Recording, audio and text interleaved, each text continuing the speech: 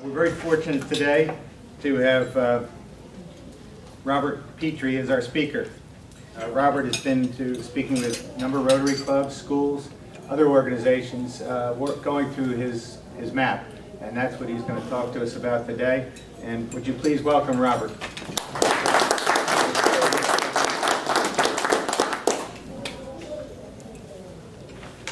Well, I'd like to thank you all for the opportunity to come before you all and talk about the Life Guide for America map. John mentioned that I came from a single-parent home. My father died when I was 5 years old. We lived in the projects of Beaumont, Texas. Grew up poor. But I'd like to ask a question. How many of you all grew up with a father in your life? Raise your hand. Right. How many of you all would be the person that you are today if you didn't have your father in your life? Raise your hand. That's a good question, good answer. You know, what about the young boys in the inner city that grew up without a father in their life? What are they missing? If you would not be who you are today if you didn't have your father. There are young men in the inner city that never had a father in their life. And some of them do not have mentors. One of the reasons that I own Skyline Ranch today is that I had the opportunity to visit a wealthy white family's ranch when I was a young boy, 12 years old. And it gave me the opportunity and the knowledge to know that I could own a ranch. It was one of my goals that I set. Right now, my company, my family, we own 121 acres of land in the city of Dallas. Skyline Ranch is adjacent to the new UNT campus. We have 27 acres of industrial property on Interstate 45. I went in business with 3 $100 bills. I had $28. I bought a car for $272. I had $28 operating capital. So that's how I started. So you could imagine how hard I've been working. But one day I was sitting at my desk. You know, I had some issues about the effects of the inner city of America. Things that was happening in the inner city of America that was not happening in other communities. And being a businessman in South Dallas, I knew that it has always been very difficult for myself and other business people to go in banks and borrow money to create jobs and opportunity. I knew that our land was redlined. I knew that. But I wanted to come up with a solution how to help young people that may be in that environment, how to come out of that situation. So just sitting at my desk, I said, now, let me deal with the solution. And I'd like to walk over here and just kind of take you through the Life Guide for America map. When I go to schools and I talk to young people, and I've been to Highland Park, but when I go to schools in Southern Dallas and talk to young people about the conditions in which they live and the environment that they have to grow up in, and I usually ask young people, I say, how many come out of a single-parent home? Raise your hand. In most cases, you're dealing with 80% of the children. When I ask them about how many of you all have family members that have dropped out of school, that's 100%. How many of you all have gangs in your schools and in your community? 100%. How many of you all have family members that's unemployed? Raise your hand. How many of you all have friends or family members that's selfish? How many of you all have friends or family members that's on welfare? How many of you all have friends that want easy money? How many of you all have drugs in your schools and in your community? So I'm getting 100% participation in raising their hand. How many of you all have family members or friends that's in prison? How many of y'all have friends or family members that's ignorant? How many of y'all have friends or family members that's in a self-destruction position in life? How many of y'all have seen people with HIV? How many of y'all have friends that are jealous? How many of y'all have family members that have been to Rock Bottom Drive? And each one of these streets is a two-way street, is what I make them understand. Each one of these streets is a two-way street that leads to positive drive. And it's a way out. is what I try to make them understand. It's a way out. Even though you hear it's a way out, no matter what the conditions or circumstances are, it is a way out. The way out is to go to Positive Drive and go to the green side. Now the green side shows you what it takes to get to a productive life. Straight and narrow road take you to Sacrifice Lane. Sacrifice Lane take you to spiritual road. Spiritual to discipline, discipline to self-esteem, self-esteem to freedom, freedom to education way. And I usually stop them right there and make them understand how important it is to get an education. And I make all of them commit to graduating from high school and going to college. And then I tell them that when you graduate from college and you get on Graduate Road and come to Community Drive, first intersection is Recovery Road. Everyone is recovering from something. Community Drive then take you to Support Lane, where you have employment, Corporation Drive, Entrepreneurship Way, takes you to Love Parkway to Family Way to Legacy Parkway, where the streets are success, understanding, knowledge, principle, morals, character, wisdom, honorable, peaceful, productive life, peace of mind, financial reward, prodigy, opportunity, freedom, investments. Now, that's the way you get to a productive life. But going back to the brown side, I make them understand that you could be trapped here for generations, your children, their children. You have to come out of this situation. I was at a juvenile facility, and I was talking to a group of young men, and I asked one of them, I say, son, look at this map and tell me the roads that you went down to get to where you are right now. Young man looked up, he said, I made the wrong choice. I came out of a single-parent home. I dropped out of school. I was in a gang. I was unemployed. I was selfish. I wanted easy money. And I started dealing with drugs. And that's how I got here.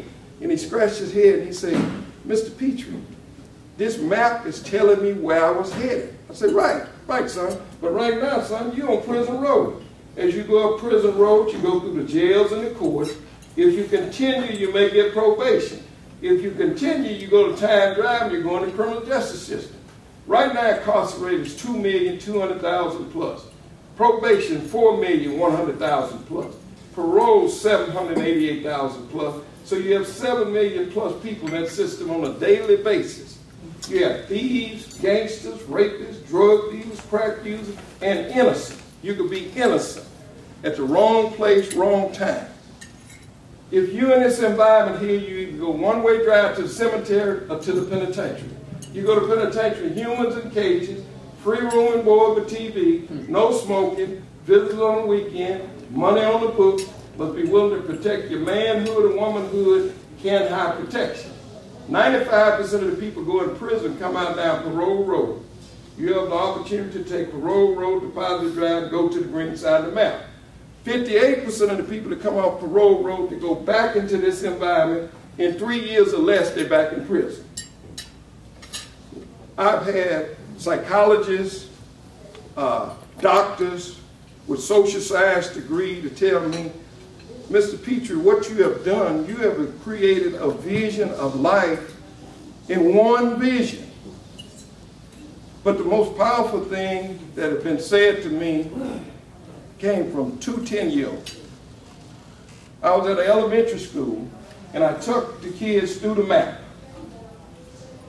And I came back and I asked a question. I said, how many of you all want to live your life on this side of the map? Raise your hand. Not one. They put their hand behind their back. I came back, I said, how many want to live your life on the green side? Raise your hand. They all jumped up. I want to be on the green side. And I told them, I said, do you know the choice you make today can determine what side of the map you're on for the rest of your life? And I asked this young girl, and she was just gleaming, and I asked her, I said, young lady, tell me why you want to be on the green side. And she said to me, I never knew until the day what side I was on or what side I want to be on. But the reason why I want to be on the green side, Mr. Pitre, because everybody in my family is on the brown side. I asked the young man, I said, young man, tell me why you want to be on the green side. He said, he run up and he purned at college. He said, because I want to go to college. I want to go to college. Then he purned at prison. He said, I don't want to go to prison because my daddy and both of my uncles in prison. I don't want to go to prison. I want to go to college. And this map is being used all over America. What I've been able to do is, and every one of you all will receive a map today to take with you. But I give these maps to children when I go to school to take home. Now, I was at a church one night, and I was giving out maps, and it was a young girl reached for a map, and I pulled it back, and I said, what are you going to do with it? She said, I'm going to take it home, and I'm going to put it on my wall, and every morning when I get up, I'm going to look at this map and make sure I stay on the green side. So this map is working. And it's, you know, you could tell your children, say, well, you know, Mom and Dad have sacrificed. We want you to have the best life. Listen to what we're saying to you. This map will show them the consequences of their choices and how important it is to make the right choices. Now, when you look at Texas spends $47.50 per day to incarcerate an inmate. That's $17,336 a year. $1,444 a month. And right now, the system is so full that they're trying to make a decision. So what do we do within the criminal justice system? The key is prevention. Intervention is too difficult. If my goal is to go in these schools with young people and teach them that you don't have to, even though you were born and raised in this environment, it's a way out. And it's very important that we do something about it, because a lot of schools, churches, individuals have turned their back on these children. And if you look at what's happening right now, the crime is you know, the communities is unsafe, drugs, hopelessness. And one of the keys that I would like to say, you know, from my outlook and as a businessman in South Dallas, I have 121 acres of land in Dallas. My bank is outside of Dallas because I can't go in banks and borrow money as a businessman. I've been on the same corner 34 years. South Dallas at one time was one of the toughest parts of Dallas. I just started locking my door because my friends and family members continue to tell me, you need to start locking your door. My doors was always open. So I have taken their advice and I lock my doors. So I'm welcome. I'd like to answer any questions that anyone may have. Yes, ma'am. I'd like to say in this morning's Dallas News, in the editorial page, the first paragraph is focusing on the schools in South Dallas and how poor they are financially and every other way. Right. So it's they're just reinforcing everything that they said. Right. See, I've been there. I mean, you know, God sent me to South Dallas. I used to question God, why you send me to South Dallas? Why, you know? But I know now. I didn't know then. Well, I'm going to finish by saying that everybody here knows I was in West Dallas, and this school supports the school that I was in, Amelia Earhart in West Dallas. And it came from the bottom up to be a top school. You just have to have, I guess, the guts to keep going and right. say what you need to do. Right. So, whatever. Yes, sir. How does your message compare with the message that Bill Cosby's been? I believe in what Bill Cosby is saying. You know, because no matter what, you know, it's just like my circumstance. My father died when I was 5 years old. I lived in the projects. I went to business with $300. I bought a car for $272, $28 operating capital. Now I'm one of the largest landowners in Dallas. Now, it was not easy. It's very difficult. It's still difficult. See, I have made it, but it's very difficult. You know, when you don't get the support, you know, but, you know, I'm going to make it anyway. Whether the banks in Dallas loan me money, maybe a bank in New York might want to loan me some money, but I'm going to stay active in what I do and continue my work and effort. Yes, sir. To me, the big challenge is how do you change the culture? Because there is just that cycle, and from my perspective, you see a lot of unwed mothers, or you see a person who has 2 girlfriends, and each of those girlfriends has a baby by that person, which means for the most part they're going to grow up without the father influence, and it just further reinforces the negative cycle there. So, I mean, to me, it's the young women of the community are really where the focus has to be, but how do you change that culture? Well, first, economically, you know, and you have to deal with the churches, have responsibilities, but economically, you have to have a foundation where young people and parents have jobs and opportunity. When you on welfare, it makes it very difficult for you to get up. You know, you should say just reverse welfare and say farewell to welfare. You know, but and then when you grow up in the environment, if this is what you believe in, you know, a young man, like I asked, you know, earlier, how many of you all grew up with a father in your life? Would you be the person that you are today if you didn't? If I took a little kid out of out of Highland Park, and let me take him to South Dallas and put him in one of these families what do you think he's going to turn out to be? He's going to grow up just like the environment that he's raised in. See? But we got to look at, okay, if we spending $17,000 a year to incarcerate, and then it's likely that that person's going to go back and they're getting 5 to 10 years. So you spending $60,000, $70,000 to incarcerate somebody for 5 years, and when they get out, they're going back. Because when they go back, when they get out, they hadn't had credit, but first thing going to be on their credit report that they just got out of penitentiary. So they can't go rent no apartment. If you're going to pay for an apartment, they can't go rent none. You know, you go out and you apply for a job, you tell them, they're going to ask you, have you ever been incarcerated? Yes, I've been incarcerated. So you're not going to get a job. So if blood is flowing through your veins and your heart is beating, it's going to cost money. If the penitentiary say it costs $47.50, how much does it cost for you to be free and survive? Yes, sir. What's the best source of jobs for poor people? I think that if we had jobs in the community, businesses like my business and other businesses, if they could create jobs where kids could grow up. When I was 12 years old, when I was 13, I was a subcontractor for Gulf Oil Company. I went out and washed their tanker trucks every Saturday. Washed them for a man named Mr. Tom. Gulf Oil Company paid him $25 per truck. He paid me $10, and I went to a service station, pumped gas all day. Now, I ask children today, what do y'all think about that deal? Mr. Tom made $75, he gave me $10, and I worked all day and pumped gas. So what do y'all think about that deal? I say, was Mr. Tom fair with me? No, Mr. Tom was not fair. I say, Mr. Tom was fair with me because he gave me the opportunity to learn how to work. And the $10 that he gave me, when I went home, I gave my mother $5 and I kept $5.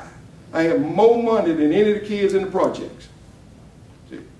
So, and I've been working all my life. So if you give children the opportunity to work, see, if the dope dealer got the best deal, if nobody's working, his money's not flowing, and the dope dealer is the one that's successful, and he's the one that's got the diamond rings and the Mercedes-Benz, they're going to want to be like the dope dealer.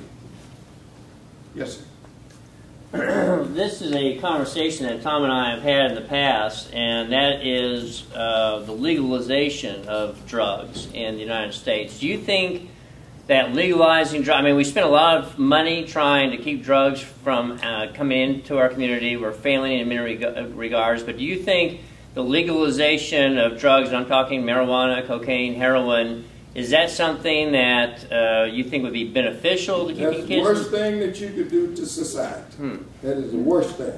Let me tell you something about crack cocaine. How many of y'all heard about crack cocaine? Okay, this is the way crack cocaine works. Oh, they could overdose. If every one of us in here smoke crack cocaine, just tried it one time, just in this room, it would be maybe one of us that not go back and smoke it again. I'm talking about in your present state of mind. And I hope it would be me.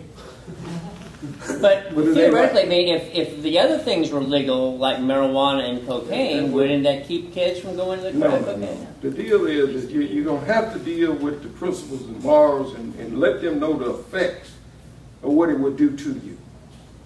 See, getting high, in that state of mind of getting high, you're not in your right mind.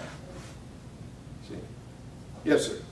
You know, as they mentioned in here, we're affiliated with the Amelia Earhart School. We do a lot of stuff for a school in West Dallas.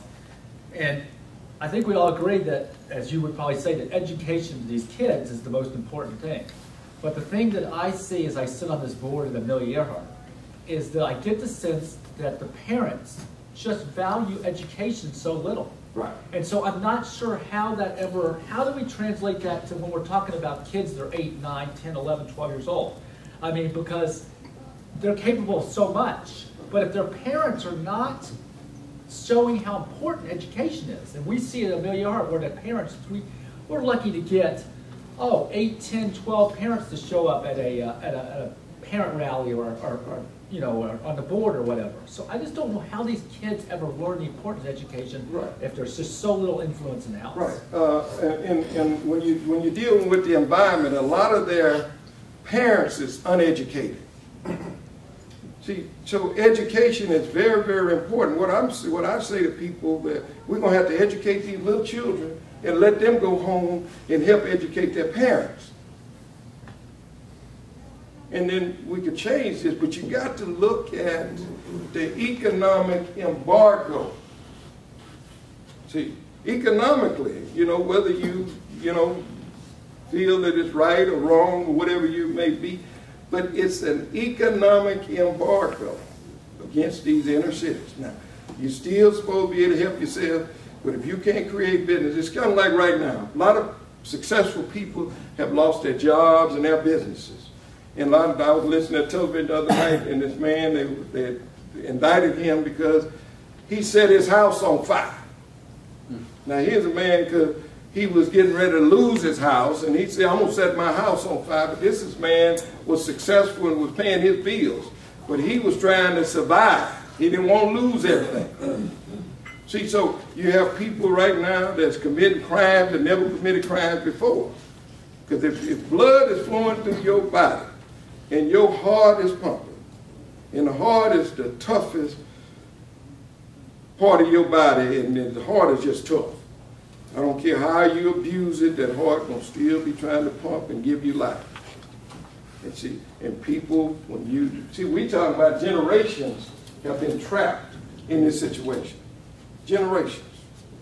So if we continue to sit on the sideline and just feel like Mother Nature is going to get us out of this situation, we're going to get deeper and deeper in the hole. And North Dallas is not going to be safe. Nowhere is going to be safe. And it's not just going to be black people out there committing crimes and Hispanics. It's going to be a lot of white people committing crimes too. Yes, ma'am. Well, I've had the privilege the last 9 months of working in South Dallas in a school that was founded by 2 elderly white people from the village church, and we have 16 students that this is their last chance. They've all been kicked out of public school. They've all been incarcerated. Every one of my girls, 10 of them, were raped by men, so I think it's men, sorry, that are the problem, not the women having babies. Don't mean that ugly, but just living it these last 9 months, I see it. The fathers are in prison. Out of the 10 girls I've worked with, only one has a relationship with her father. The rest are all incarcerated. These girls have been raped to pay for rent, for drugs, horrific stories. They won't even cry. They know they've got to be tough. They even tell me I'm 2 different people. At school, I'm one person. On the streets, I'm another. Let me tell you about these kids. I love them. They are smart. incredibly smart. We have one boy that's so intelligent. We have to bring in special tutors. He's brilliant. He's a drug dealer, and he packs a piece. I love him so much. His name's... I have another one that's so incredibly artistic. We desire that as she graduates at the age of 19, that she will go in and get to have a job being an artist. I have students that didn't think they could do school. With only 16 kids in the classroom, we've been able to help them. She just went out to dinner last night with the rest of the students because she's an honor roll student, straight A's. I'm here to tell you, environment is everything, and our hearts back to this community is everything. I'm greatly encouraged by so many churches in the community, Pastor Chris at Cornerstone, Watermark, the Village Church, so many churches that are getting involved in this community, going and living among the people and giving back. Yes, it's hard. I wonder today, 2 graduates coming up, how many of our students are going to succeed after only 5 years. But Mark was on a board back in Tulsa that's been 35 years in existence. Used to be called Destination Discovery, now it's called Youth at Heart. Those kids they've chosen the green road, and they've been successful, and they've gone to college, and they're coming back into Tulsa, Oklahoma, and they are making a difference. We need this in Dallas. I'm sure it's happening areas, but it's starting with a thing called Sea Kids, Cornerstone Kids. Even across the street from the Village Church, right on Walnut Hill, right across the Thomas Jefferson, our congregation is going in and tutoring students like you did. And so we have to get involved. Education is everything. Yes, the drugs are prevalent, but I cannot tell you enough how safe I feel when I'm there during the day, how I'm respected among the community. One of the homeless guys, Rock, he watches after our cars. You know Rock, yeah. He worked for me too. He speaks very highly of you. Yes, very. I'm called Grandma by him though, because he thinks I'm old. Because on the streets I am old. My first day on work, walking into the school, was one of my girls' brother had been murdered the night before. You live like a dog, you will die like a dog. Pastor 21. 21 years old. So I'm here to, you might kick me out, never ask me to come back, but I want to encourage you guys, get involved. I mean, this is so incredible. And there are people out there that are getting involved. There is hope, and I just want to share that in this school, this last 9 months, I've seen incredible hope in the eyes of these students who have wept in my arms and broken down and cried because of the abuse, and it's horrific. But when our men will stand up and be men and lead well, we will see this culture in this community change. You know, you brought up the whole thing about drugs, and I think it was heroin was made by a Dallas physician, and back in the 60s and 70s, drugs were legal, and it didn't work then, and I don't think it'll work again. But I just want to encourage you guys, pray for these kids that you don't see and know. Get involved in your community, which you've been doing, what you're doing. That's what Rotary is all about. How amazing is Rotary? But know that there is hope, yes. But we have to get on board. And if you ever want to come visit, it's called Crossroads Community Christian Academy. It's on Irvay and Grand. Of course, we only have 2 weeks left, but we've had rap artists like Tadashi come in, and Lecrae, and Matt Chandler at the Village Church, and Adam Thomason, who's written several books. And so it's just so encouraging to see people really care.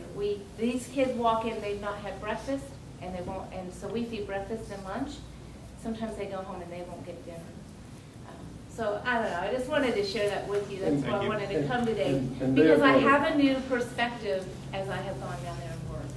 And they're doing a great job in South Dallas. They're doing a great job in South Dallas. But now, what's happening, this 2,200,000, these are the ones that get missed, that get no help. And you pay for them up here.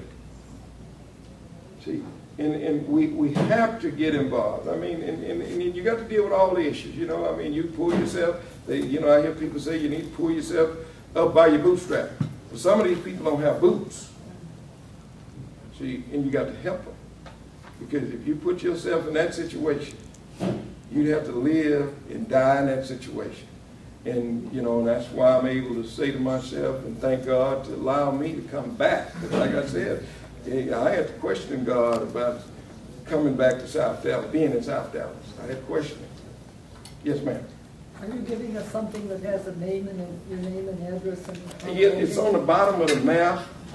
I walked off and left all my cards. But at the bottom right corner, my information is on there. I just want to say one thing. Me starting out as a business owner inside Dallas, he kept me off the brown side because it was many times that he would come in and eat, and I'd get to talking to him, and my mind would be on the brown side. And he would actually keep me balanced. And it's still to this day, he still, by me moving to Addison, he still calls and checks on me and still comes out and keeps me balanced. And I just want to say I appreciate that. Okay. Have you ever met Omar Jawar? Yes. I met him yesterday. Think of a guy. Your vision is key. Right. And what I want to do, everyone in here, I have a map for you with some instructions that you can take. And I won't say this here. Now, I went to Highland Park, and I presented this map. I'll tell you what happened. We started on the green side. And I asked the little kid, where was he? And he said, I was in high school on the way to college. And I took him all the way up to productive life. And I said, but when you go to high school, when you go to college, and maybe one of your friends invites you to go home and spend the weekend with him, and if he takes you to Drug Boulevard, you're not on the green side no more. You're on the brown side. I said, if you go to college, and you start binge drinking and partying, and if you have an accident and endanger someone's life, you on Prison Road. Them kids went to singing. Oh, that's so awesome, awesome, awesome, awesome. And the parents, after I finished my presentation, came to me and said, thank you, Mr. Pitre, thank you, thank you. So I'd like to end my presentation and say thank you for the opportunity. And I hope that there's some way that you could help. Yeah. That's all.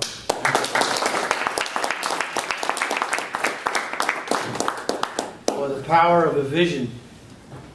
Rotary has a vision. Robert has a vision. Rita, when she went to West Dallas, you had a vision as to what that school could be. How powerful that is. Thank you for burning that into our memories.